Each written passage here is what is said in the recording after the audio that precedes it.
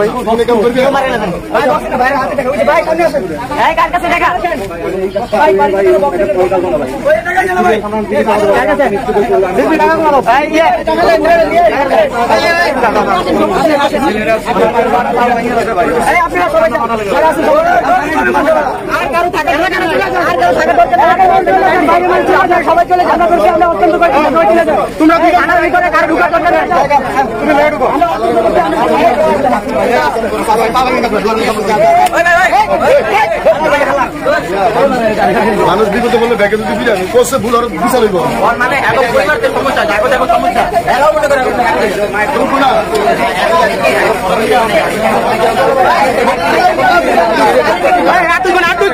এক সেকেন্ড ভাই ভিডিওটা করতে দেন, ভিডিওটা করতে দিও না, আর কি ভিডিও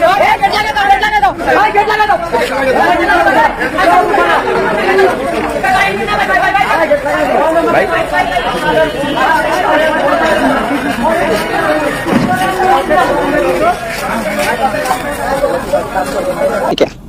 22 অগস্ট হয়েছিল 14,60,173 টাকা।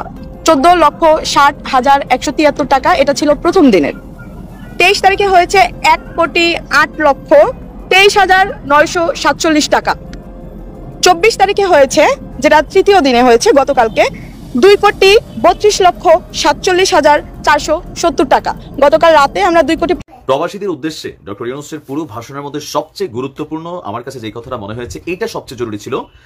তিনি আপনার বক্তব্যের এক পর্যায়ে বললেন যে আমাদের একটি লক্ষ্য হবে, প্রবাসীদের প্রতি সকল পর্যায়ে সম্মানজনক আচরণ নিশ্চিত করা হবে। তিনি খুব দীর্ঘ বক্তৃতা দেন নাই, এই একটা কথার মধ্যে 100টা জিনিস লুকোনো। আপনি আবার খেয়াল করেন যে প্রবাসীদের প্রতি সকল পর্যায়ে সম্মানজনক আচরণ নিশ্চিত করা হবে। বিদেশগামী এবং প্রত্যাবর্তনকারী, যারা বিদেশ যাচ্ছি এবং যারা দেশে ফিরছি, প্রত্যেক প্রবাসী শ্রমিককে, এখানে যারা ট্যুরে যাচ্ছেন অথবা ভিজিট ভিসায় যাচ্ছেন তাদেরকে তিনি মেনশন করেন নাই, আমরা যারা রেমিটেন্স যোদ্ধা আছি তাদেরকে তিনি আলাদা মেনশন করে বলছেন প্রত্যেক প্রবাসী শ্রমিককে মর্যাদা এবং সম্মানের সঙ্গে দেশে আসা এবং যাওয়া নিশ্চিত করা, সেই বিষয়ে শীঘ্রই আপনার পদক্ষেপ নেওয়া হবে। তবে তার এই কথাগুলোর পাশে একটা ভিডিও সোশ্যাল মিডিয়াতে ভাইরাল হয়েছে। আপনারা যে ভিডিওটা খুব শেয়ার করতেছেন, এটা কিন্তু আসলে আওয়ামী লীগ সরকারের আমলের করা। আপনারা ভিডিওটার প্রথমেই আমি একটু অংশ শুনিয়েছি, এবার নিশ্চয়ই ফোকাস করেছেন, নয়তো ভিডিওটার প্রথমে আবার যান। শব্দটাই বলা হয়েছিল, এটা 71 টেলিভিশনের একটা প্রতিবেদন, 3রা অক্টোবর বিকেল বেলা বা 3রা অক্টোবর দিনের বেলা। এখন আমরা এই যখন কথা বলছি এটা হচ্ছে আগস্ট মাস, তাই না? আজকে আগস্টের সম্ভবত 28 তারিখ। তার মানে এটা এই বছরের ভিডিও না, এটা গত বছরের ভিডিও। অলরেডি আমাদের অনেক কিছু আছে, কিন্তু সুষ্ঠু বাস্তবায়ন, পর্যবেক্ষণ বা বিষয়গুলোকে যারা দেখভাল করেন তাদের অবহেলার কারণে অধিকাংশ টেলিফোন লাইন ডিসকানেক্টেড। তো যেই ভিডিওটা এই মুহূর্তে সোশ্যাল মিডিয়াতে ভাইরাল হয়েছে, লাগেজ প্রাপ্তি সহ সকল কিছু, এটা কিন্তু এই বছরের না, এটা আওয়ামী লীগ সরকারের আমলের ভিডিও। যারা করেছেন তারা একটু প্রথমে বোকামি করছেন যে ওই 3রা অক্টোবর শব্দটা কাটতে ভুলা যান নাই। তো আগের সরকারগুলো কম বেশি চেষ্টা করেছে, কিন্তু প্র্যাকটিক্যালি হচ্ছে যে সম্মান বা মর্যাদা এগুলো হচ্ছে ফেসিলিটিস। দেখেন ফেসিলিটিস এক জিনিস, আপনি আমার বাসায় দাওয়াত খেতে আসছেন, টেবিল ভর্তি আপনার দামি দামি খাবার দিলাম, কিন্তু আপনার সাথে আমার ব্যবহারটা খারাপ হলো, এই খাবার খাইয়ে আপনার মনে শান্তি আসবে না। কিন্তু আমি আপনার শ্রদ্ধা করলাম, সম্মান দিলাম, টেবিলের ভিতরে সামান্য ডাল ভাত থাকলেও কিন্তু আপনার মনটা ভরে যাবে। তো আগে আমাদের যে সিস্টেমটা ছিল এয়ারপোর্টে, ওটা ছিল ওইরকম, ওই যে 10টা টেলিফোন লাইন, এগুলো আগে সরকারি দেওয়া, লাগেজ সিস্টেমটাও গত বছর শক্ত করা হয়েছিল, কিন্তু ওই যে ব্যবহার মানে আমাদের সাথে কামলা শ্রেণীর ব্যবহারটা এটা পরিবর্তন হয় নাই। তো এখন ডক্টর ইউনূস প্রবাসীদের উদ্দেশ্যে বিশেষ করে একটা বার্তা দিয়েছেন। তার যে বার্তাটার মধ্যে গুরুত্বপূর্ণ ছিল যে বৈষম্য বিরোধী আন্দোলনে প্রবাসী রেমিটেন্স যোদ্ধারা এখানে বড় অবদান রেখেছে। তিনি বলছেন যে এই অভ্যুত্থানে বিদেশে অবস্থানকারী বাংলাদেশিরা অত্যন্ত গুরুত্বপূর্ণ ভূমিকা পালন করেছে, জাতি তাদের অবদান বিশেষভাবে স্মরণ করবে। নতুন বাংলাদেশ গড়ার কাজে আমরা তাদের অংশগ্রহণ চাইব। তো আপনারা এই মুহূর্তে জানেন আমরা যারা আছি তাদের জন্য বলা হচ্ছে যে রেমিটেন্স পাঠানোর জন্য সরকারের পক্ষ থেকে বিশেষ আহ্বান জানানো হয়েছে, কারণ আমরা এই মুহূর্তে অর্থনৈতিক সংকটে ভুগছি, ক্রান্তিকালে ভুগছি। এতদিন যারা হুন্ডির পক্ষে ছিলেন, আমি তখন থেকে হুন্ডির বিপক্ষে ছিলাম, আজকে হুন্ডির বিপক্ষে, 2-1 টাকা রেট বাড়াইয়া হয়তো হুন্ডিওয়ালারা দিচ্ছে, কিন্তু আপনারা যারা হুন্ডিতে টাকা আনতেছেন বা টাকার ব্যবসাটা করতেছেন তারা কিন্তু অবৈধ চোরাকারবারি, লুটেরা, ব্যাংক লুটকারী অথবা বাংলাদেশকে যারা লুট করছে তারা কিন্তু এই পয়সাটা আমার আপনার মাধ্যমে হুন্ডিতে পাচার করে। তা আমাদের যে দীর্ঘদিনের অভিমান অভিযোগ ছিল, সেই ক্ষেত্রে আমরা শুধুমাত্র এয়ারপোর্টের ইস্যুটা না, আমরা ডক্টর মোহাম্মদ ইউনূসের কাছে আরো 2-3টা জিনিস দাবি রাখছি আমাদের ভিডিওর মাধ্যমে। প্রত্যেকটা প্রবাসী যারা মধ্যবিত্ত দেশগুলোতে থাকে অথবা আরব কান্ট্রিগুলোতে থাকে, তাদের যে কোনো একজন প্রবাসী শ্রমিকের লাশ যদি সে বিদেশের বাড়িতে মারা যায় তাহলে বিনা পয়সায় লাশটাকে দেশে নিতে হবে, এটা একটা আবদার। দ্বিতীয় হচ্ছে প্রবাসীরা যারা দেশের বাহিরে যাচ্ছে, ভিসার যে অতিরিক্ত খরচ, সিন্ডিকেট দালালদের যে খরচ, সেই খরচটা কমাইতে হবে। তৃতীয়ত বিমান বাংলাদেশকে, আমাদের যেসব দেশে বিমান বাংলাদেশের ফ্লাইট পরিচালিত হয় সেখানে প্রবাসীদের এই বিমানের টিকিটটাকে সাশ্রয় মূল্যে দিতে হবে। এই যে সিন্ডিকেট তৈরি করা হয়েছে সেটাকে ভেঙে এই কাজটা করতে হবে। আরেকটা জিনিস গুরুত্বপূর্ণ আছে, বিদেশে অবস্থানকারী যে দূতাবাসগুলো, বিশেষ করে মধ্যপ্রাচ্য, মালয়েশিয়া সহ আরো কিছু দেশে আছে, যে ওইখানে দূতাবাসগুলোতে গেলে বাংলাদেশের সাধারণ মানুষদের সাথে, শ্রমিকদের সাথে এত খারাপ ব্যবহার করা হয়, ওইখানে মনে হয় যে এরা বাংলাদেশের একটা আলাদা জগৎ, এরা মালিক, উন্নত বিষয়গুলো নাই, ঘাড়ের মধ্যে দিবে।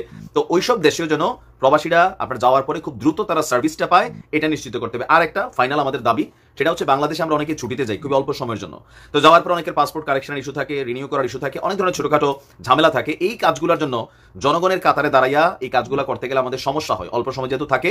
সেক্ষেত্রে আমাদের দাবি হচ্ছে প্রত্যেকটা জায়গায় প্রবাসীদের জন্য একটা আলাদা ডেস্ক খুলতে হবে, যেখানে আমরা গেলে আমাদের কাজগুলো আলাদা বিশেষ প্রায়োরিটি দিয়ে করে দিবে। জাস্ট প্রবাসী হিসেবে আমার কাছে মনে হয় এতটুকু আমাদের দাবি, আর আমাদেরকে এয়ারপোর্টে ভালো ব্যবহারটা যেন নিশ্চিত করা হয়।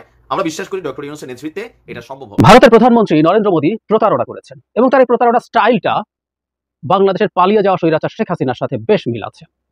শেখ হাসিনার কোন আচরণটার সাথে মোদীর কোন আচরণটাকে আমি তুলনা করছি সেটা নিয়ে কথা বলবো। তার আগে ছোট্ট একটা রিজয়েন্টটা দিতে চাই, সেটা হলো আজ সকালে যে ভিডিওটা আমি দিয়েছি সেখানে আমি একটা জায়গায় মানে বলেছিলাম যে অনেকগুলো সংবাদ সংস্থার সাথে ইন্টারভিউতে আমাকে বাংলাদেশে মিলিটারি কু হয়েছে কিনা সেই ধরনের প্রশ্ন করা হয়েছিল। সেখানে আমি ওয়াল স্ট্রিট জার্নালের কথা বলেছিলাম, আসলে অনেকগুলো দেওয়া হয়েছে, আমি এই নামটাকে সামহাউ আমি ভুলভাবে কোট করেছি।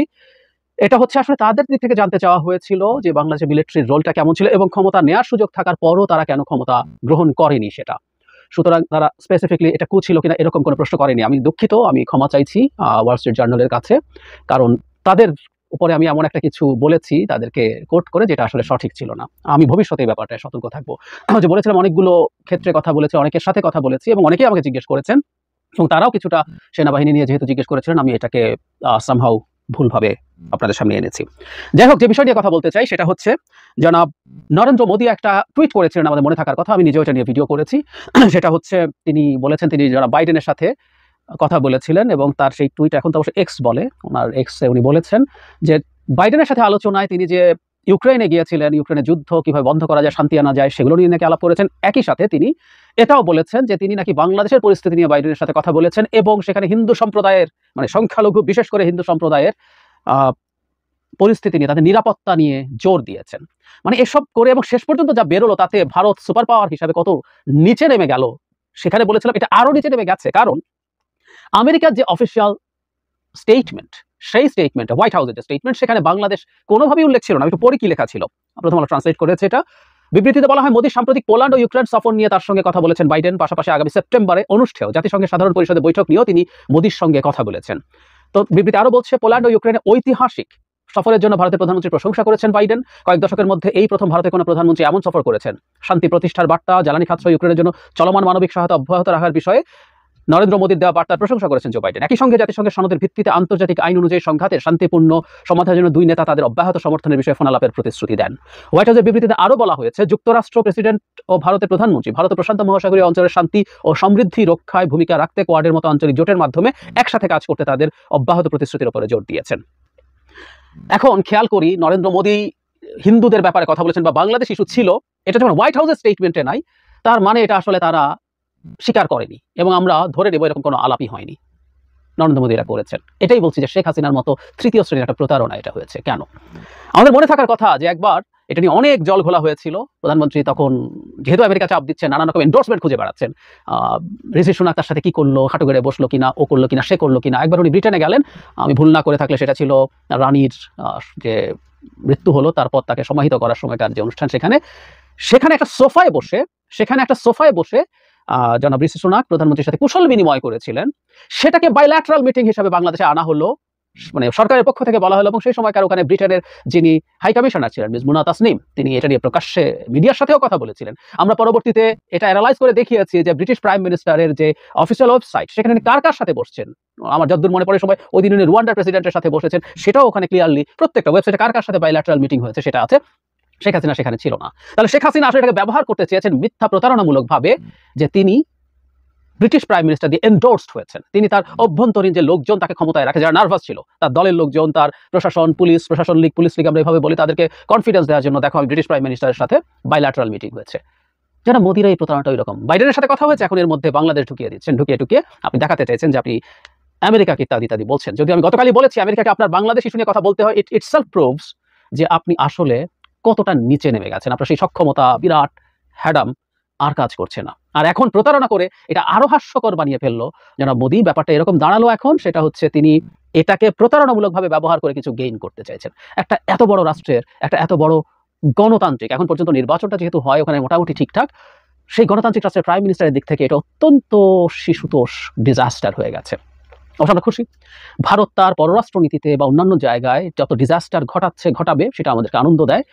এর মানে এই না আমরা ভারত রাষ্ট্র একেবারে ডুবে যাক, সব শেষ হয়ে যাক, আমরা এভাবেও চাইবো। আমি বহুবার একটা কথা বলেছি, ভারত তার একটার পর একটা ব্লান্ডার থেকে সে যদি শেখে, খুব কঠিন সে শিখবে কিনা আমাকে যদি বাজি ধরতে বলেন আমার মনে হয় শিখবে না, কিন্তু যদি সে শিখে এই ভুলগুলো থেকে, সেটা ভারত রাষ্ট্রের জন্য এবং এই দেশের মানুষ, বাংলাদেশের জন্য, বাংলাদেশ ভারতের একটা সমমর্যাদা সম্পন্ন একটা জেনুইন দুটো আন্তঃরাষ্ট্রিক সম্পর্ক যদি হয় পরস্পরের বেনিফিটের বিনিময়, যেখানে উভয় বেনিফিটেড হবে, প্যারাসাইটের মতন একজন একজনকে শুষবে, একজনকে কলোনি বানিয়ে ফেলবে, সেটা না, পারস্পরিক বেনিফিটের সম্পর্ক যদি হয় দুই দেশের জন্যই ভালো।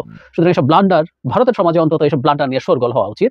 কারণ জনাব মোদী তার অভ্যন্তরীণ রাজনীতি, শেখ হাসিনা যেমন তার অভ্যন্তরীণ রাজনীতির জন্য বিরোধীদেরকে একটা বার্তা দিতে চেয়েছিল, দেখো আমি কিন্তু এত একা নই, জনাব মোদী তার অভ্যন্তরীণ রাজনীতির জন্য, তার হিন্দু আইডেন্টিটি পলিটিক্সের জন্য এসব প্রতারণা করছেন। এবং এগুলো ধরা পড়ার পর ভারত রাষ্ট্রের যে ইমেজ ক্ষতিগ্রস্ত হচ্ছে, এটা ভারতের বিরোধী দল এবং সাধারণ মানুষের বোঝা দরকার, এবং তাদের অন্তত একটু শোরগোল করা দরকার, তাদের রাষ্ট্রকে যাতে, তাদের মান সম্মান যাতে এভাবে না ডোবায়। প্রিয় দেশবাসী, শুরু থেকে শেষ পর্যন্ত যারা এই ভিডিওটি দেখেছেন সকলকে জানাই অসংখ্য ধন্যবাদ। যারা এরকম নিউজ ভিডিও পেতে পছন্দ করেন তারা অবশ্যই এই চ্যানেলটি সাবস্ক্রাইব করে পাশে থাকা বেল আইকনটি বাজিয়ে দিবেন। যারা এখন এই ভিডিওটি শেয়ার করেননি, এই ভিডিওটি দ্রুত শেয়ার করে সকলকে দেখার সুযোগ করে দিন। আজকের মতন এই পর্যন্ত, দেখা হচ্ছে পরবর্তী কোনো ভিডিও নিয়ে ইনশাল্লাহ।